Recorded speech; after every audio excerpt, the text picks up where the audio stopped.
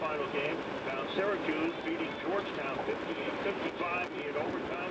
Last result, Syracuse one win away from winning its sixth and final Big East crown before leaving for the ACC. Brandon Kirsch to go ahead bucket in 14, and Kirsch gave Sutherland backup center by Lucicada all had 13 points, while Syracuse was holding Otto Porter Jr. to just 12 points and 4 of 13 from the field. Now, other highlight games from yesterday in the ACC quarters: Maryland beat Duke 83-74. Indiana beat Illinois in the Big Ten quarters. Kansas, a victory over Iowa State in the Big 12 semis.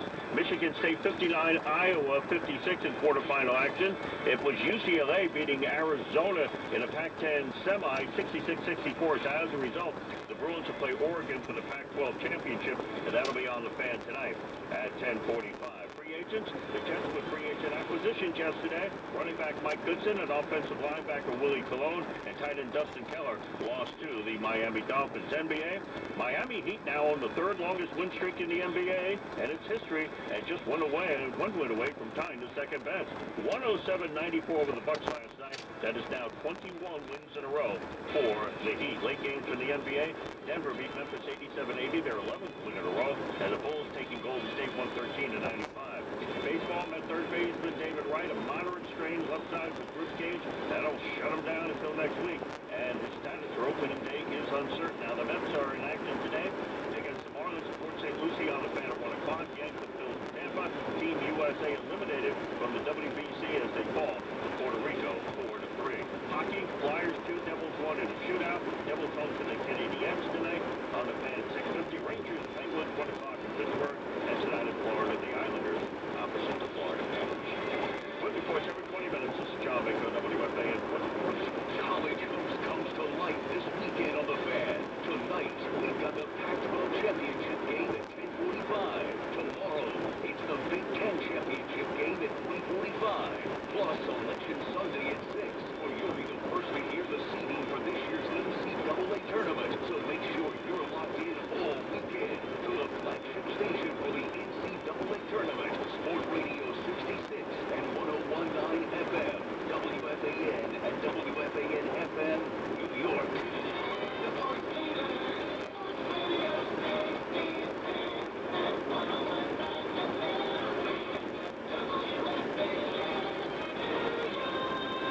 Back with you, Fan. Richard here with you till 10 o'clock in Evan Roberts' time. Our telephone number 877-337-6666.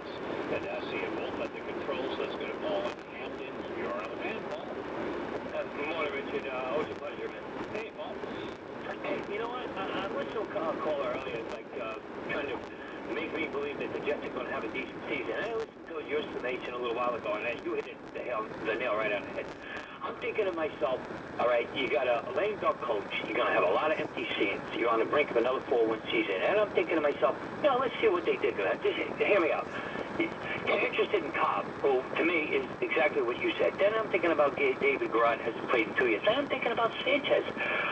When he was at his peak, he was good. Then they take away his offensive weapons. His offensive line was terrible, okay? They want to get rid of their best player. They have they're going in, to me, they're going in the opposite direction. And let's hear about their running back situation. They let Sean Green go for Mike Goodson from Oakland. I don't know the direction they're going in, Richard. And to me, I see a lot of empty seats next year. I just want to hear your opinion.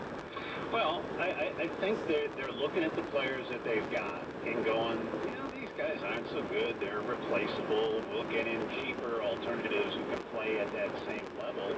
Yeah. And they may be right. They may not be right. I don't know. I mean, they're kind of like Dustin Keller. I mean, Dustin Keller at his peak was a pretty nice favorite target for Mark Sanchez. Nice outlet guy for him when everybody else was covered. Yeah, there's Dustin Keller up the seam. But he'd been injured a lot, and he certainly wasn't that alternative for Mark Sanchez this year, so they let him go instead of overpaying him. And I think that's the way they feel about a lot of their players. They look at Puan, DeVito, and they go, they're decent, they're okay, they're pretty good, but we can replace them and bring in new guys and not have to pay a ton of money. So it's like, to a big extent, the Welker trade. Looking at this with Scott Clark Judge, it wasn't really a trade, but the New England Patriots letting Welker go, basically over $1 million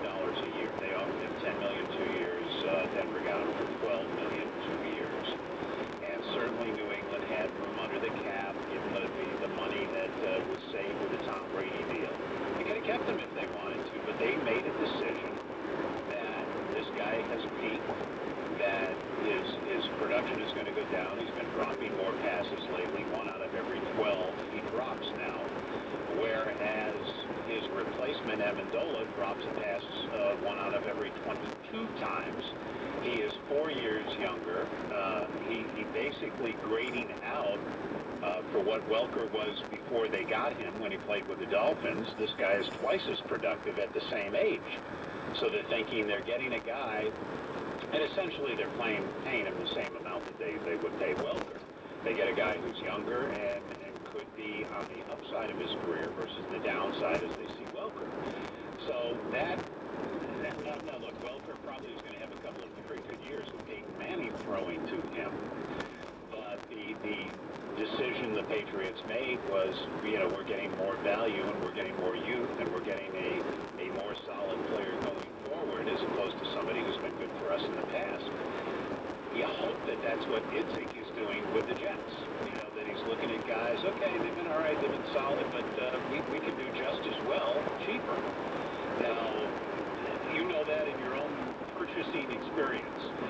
Sometimes you've been using a product for a while and it's worked for you. You have no complaints about it. But then you see something for 70% of the price, 60% of the price. You go, gee, well, it should work. Why not? Why pay more? And you buy that cheaper product. Sometimes a product performs absolutely the same way, and you go, hey, save some money. And then sometimes the old you get what you pay for thing comes up. And you say, well, there's a reason it's cheaper because it's nowhere near as good. It's a piece of junk. So that's these are the kinds of decisions that NFL and baseball and every sport in the world, general managers have to make. Let's go to Smitty in Stratford here on the fan. Smitty? Hey, Richard. I just want to ask you some questions and get some candid answers if I can.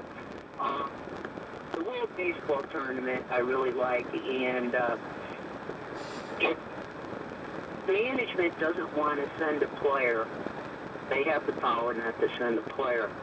Now, what is the difference between this and the Olympics, where the best of the best go and they play? And they could end their careers there. But guess what? Everybody goes. No, not everybody goes. Different nations and whatever. The other not everybody goes to the Olympics. There are a lot of NBA players. But the quality of the players who go to the Olympics is much higher than what goes to the World Baseball Tournament. Agree or disagree? Well, you're talking quantity, though. See, that's the thing. With baseball, with basketball, you're only talking about 10 or 12 top-notch players, whereas in baseball, spread out through all the countries, teams that play, players that play in America, you're talking about a lot of players. Not just the American roster of 25, but the Dominican roster, which is staffed with a lot of MLB guys, and so on and so forth.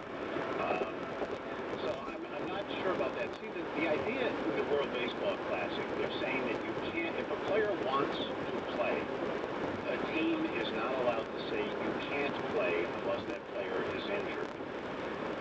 Because they want to promote the World Baseball Classic. They don't want teams to just say, well, this guy's making too much money. I don't want to risk injury, so I won't send him. No, there has to be a tangible injury if the player wants to play. Now, you can't compel a player to play, like in Andy Pettit's case. He wanted to play. Obviously, the Yankees weren't big time in favor of it. And they kind of talked to Andy, and Andy said, well, you know what, I don't think I really want to play. I don't think it's in my best interest to play. So you can't force him to play.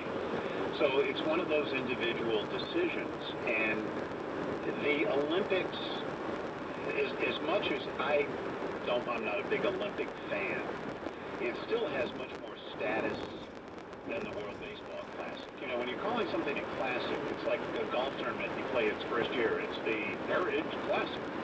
Wait a minute, you've only played it 1 year. How could it be classic? Classic is something that's stood the test of time. So they're calling things classic that really aren't.